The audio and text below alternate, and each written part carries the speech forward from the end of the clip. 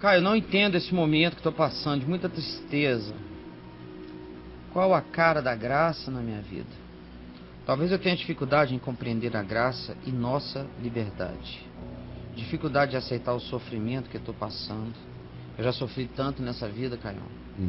Depois que eu casei, achei que seria o fim desse sofrimento mais intenso. Mas depois de 9 anos e 8 meses, meu marido saiu de casa. E então a vida perdeu o encanto, o significado. Eu não entendo a razão de tudo isso. Acho que não sou forte como acreditava que eu fosse. Às vezes eu não entendo porque não basta a razão do marido, né?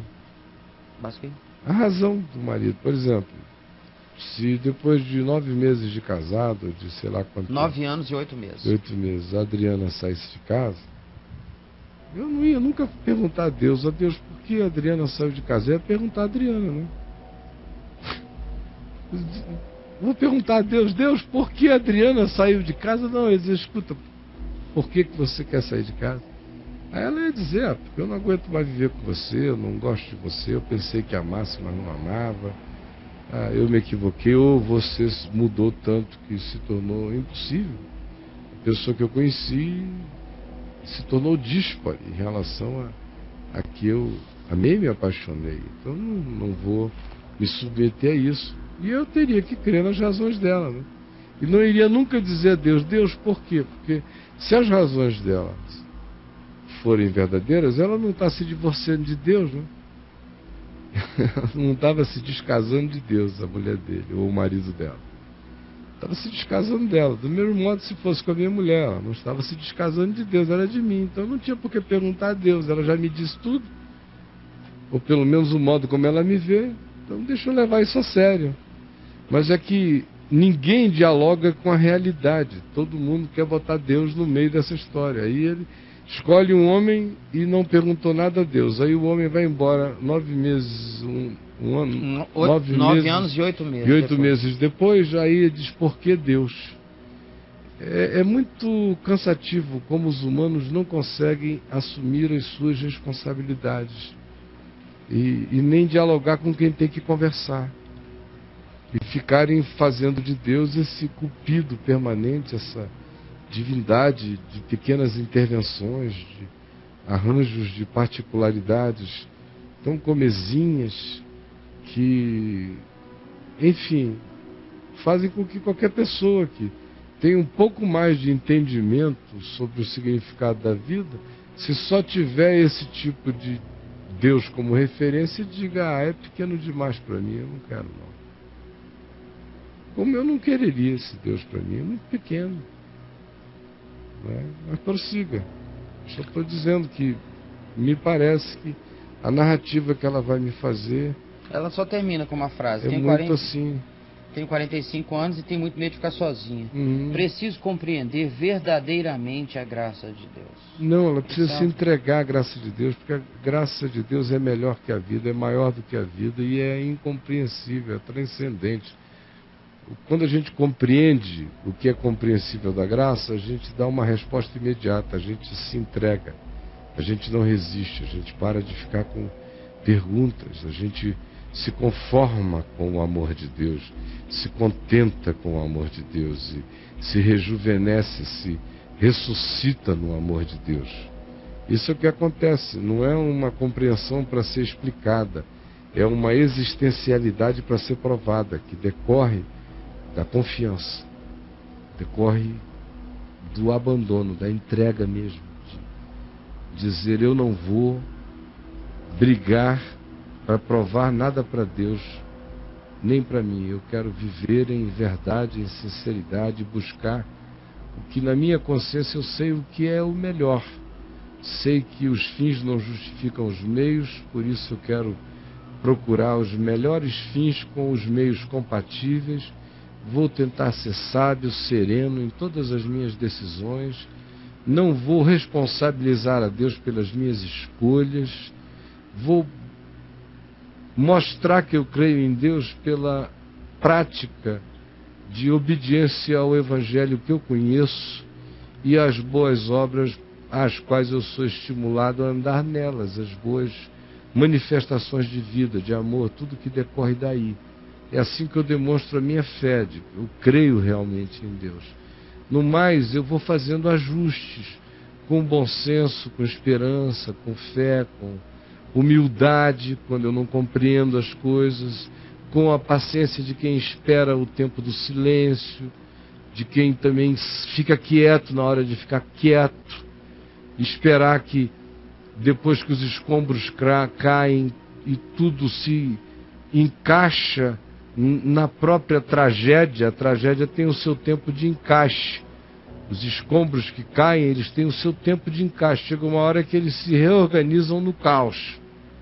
Aí essa é a hora da gente sair bem devagar, com calma, para ver o que sobrou, como é que a gente reconstrói. Mas eu não sei por que o caminho do bom senso, o caminho da simplicidade, é uma coisa tão alienígena e fica todo mundo querendo mágica, bola de cristal, fica querendo transformar o evangelho numa magia, fica querendo que a palavra de Deus seja um oráculo de um Deus grego, dizendo não vás por aqui, sigas por ali, que seja um urim e tumim dos judeus, sim ou não, que seja assim, ao invés de ser um desenvolvimento de uma consciência obediente, que vai ganhando a mente de Cristo, que vai praticando o evangelho de dentro para fora, que vai construindo o caminho a partir de dentro do seu próprio coração e que não tem medo de ter senso de justiça, de bondade, de sensatez, de bom senso, de equidade, sabendo que Deus viaja aqui no caminho do amor, Ele é amor, então aqui eu estou andando com Deus. E o que me surpreenda, eu também não fico com questões. Eu quero saber se eu estou firme na rocha, porque se eu estou na rocha, eu sei que também para mim virão tempestades, chuvas, tormentas, trovoadas, raios, trovões. Uma existência igual para todo mundo, balança de todo lado. E eu não estou aqui para ser poupado de nada. Agora eu sei onde eu estou pisando, eu sei que eu sou inabalável, eu sei que eu não tenho que temer aquele que pode me matar o corpo, mas só aquele que pode me destruir a alma. Por isso eu preservo as coisas excelentes, estou seguro nelas. Agora, quem nos trocou a mente e nos fez crer que viver numa loteria de inseguranças é algo que vale mais a pena do que ter esse descanso sóbrio, de andar com Deus pela fé, aprendendo todo dia e compreendendo mais e mais, mesmo quando não se sabe nada, sabendo tudo acerca de que Deus sabe por mim, quando eu não nada sei de mim mesmo, Ele sabe por mim. Foi Ele que sempre soube por mim. Hoje eu apenas sei ainda menos sobre mim ou sobre as circunstâncias aparentemente, mas eu nunca soube mesmo. Eu sempre fui um aproveitador de oportunidades, querendo ou não querendo. Quando o fluxo para, não há ninguém que o reative. Então cada um saiba o tempo de estar quieto, porque há tempo e hora para cada propósito debaixo do sol. Mas quem nos persuadiu a crermos que de fato a vida com Deus é magia? A vida com Deus é simplicidade obediente, é a construção de uma mente que vai pensando cada vez mais como Cristo e vai tendo no coração um sossego cada vez mais profundo, de tal modo que ele vai ficando cada vez mais inabalável, cada vez mais imperturbável. Essa é a palavra do Evangelho, que eu sinto que com ela devo deixar você, porque me assusta é ver como o que é tão simples e tão óbvio foi transformado numa coisa de um carteado, de um caleidoscópio, de uma jogatina, de uma aposta, de um rolar de roleta em cassino, em que tudo parece que é designado pela sorte ou pelo azar, num Deus que a gente fica sempre esperando que possa ser manipulado por alguma coisa nossa para fazer uma intervenção, quando na realidade a gente caminha na intervenção dele. Quando a gente anda nele e sabe que está nele, a gente não consegue não ver Deus, o tempo todo ele está aí, presente em tudo. A maior dificuldade é não vê-lo. Quando você desiste de querer compreender cada ação, cada folha que caiu, cada coisa que aconteceu, cada um que não ficou e que foi embora, quando você para com isso e você só confia nele, estranhamente tudo vai ficando muito claro, muito simples, muito límpido. Mas quando você faz o caminho oposto, quanto mais você quer saber, você menos sabe. Quanto mais você pergunta, menos você discerne. Quanto mais você fica curioso, menos você descobre. Quanto mais você se desespera, menos você encontra. Aí você simplesmente confia, descansa, dá tempo ao tempo, no seu coração, entrega o seu caminho ao Senhor, confia nele, sabe que Ele vai fazendo as coisas do jeito dele na minha vida e que eu não tenho que ser informado de nada antes, e caminho pela fé e vou estranhamente ganhando uma compreensão cada vez maior, cada vez maior. É estranho, mas a verdade é essa, que o oposto não produz o que o descanso gera, como percepção do Evangelho para o coração que não está querendo saber nada, que se contentou em descansar e andar pela fé. Esse é o Evangelho, essa é a vida com Deus. E é isso que você não quer, é isso que você não gosta. Esse é o grande obstáculo. Você expulsa aí, você esperneia, sai daqui, sai daqui, sai daqui. Porque o Evangelho chega com essa cara maltrapilha e você não quer, porque você já está condicionado. Já botou as lentes com as quais você enxerga de outro modo. O Lázaro quer te salvar, você não deixa, porque ele não tem cara de anjo. E assim vai acontecendo com a maioria de nós. Vocês vejam que quase todas as perguntas aqui, de um modo ou de outro, nos mostram o mesmo conflito.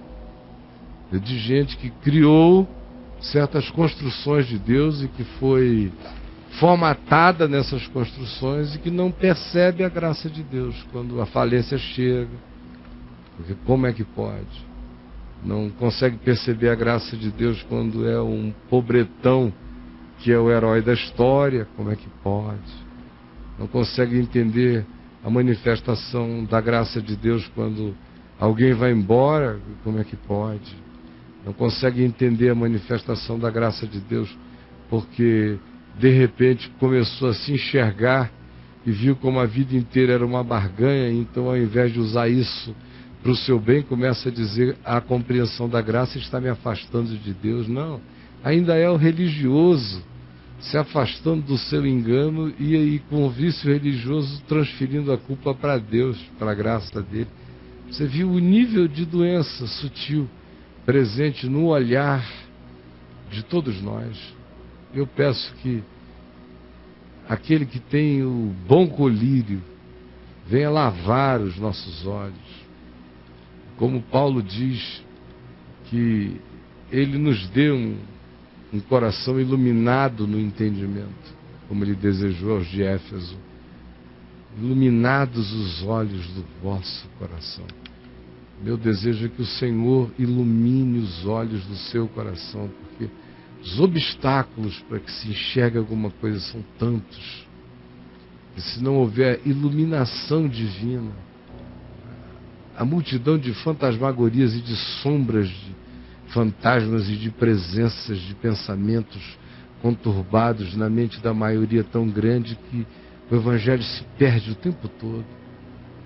Mas que meramente pela palavra hoje a graça de Deus tenha plantado algo que ninguém arranque no seu coração. Desejo de todo o coração que você seja um chão bom para o Evangelho. Ele plantado em você, ele dê fruto. Ele não seja roubado logo mais pelo diabo ou agora mesmo. Ele não seja de modo algum objeto de uma alegria passageira, mas que depois oferece resistência interior. Que ele não seja sufocado pelas preocupações, pelas luxúrias, pelos materialismos, pelos ardores frenéticos deste mundo, mas ao contrário, que ele ganhe espaço para crescer único, sólido, absoluto e frutuoso na sua vida. É o que eu quero de todo o meu coração.